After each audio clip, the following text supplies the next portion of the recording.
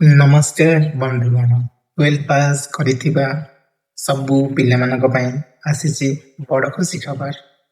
ଯଦି ଆପଣ 12th pass କରିଛନ୍ତି ଓ ଗୋଟେ ଭଲ ଚାକିରି ଖୋଜୁଛନ୍ତି ତାହେଲେ ଏହି ଭିଡ଼ିଓଟି ଶେଷ ପର୍ଯ୍ୟନ୍ତ ଦେଖନ୍ତୁ। ଓଡ଼ିଶାରେ ବିଭିନ୍ନ ବିଭାଗରେ ସମୟ ସମୟରେ 12th ପାସ୍ ପିଲାମାନଙ୍କ ପାଇଁ ରିକ୍ୱାରମେଣ୍ଟ ବାହାରୁଛି। ଏଥିରେ office assistant, data entry operator, clerk, field staff ଆଦି ପୋଷ୍ଟ ରହିଥାଏ।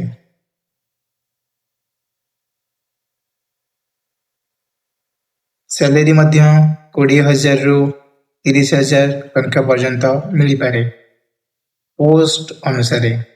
ଆପ୍ଲାଏ କରିବା ପୂର୍ବରୁ ଅଫିସିଆଲ ନୋଟିଫିକେସନ ନିଶ୍ଚିନ୍ତ ଭାବରେ ଚେକ୍ କରନ୍ତୁ।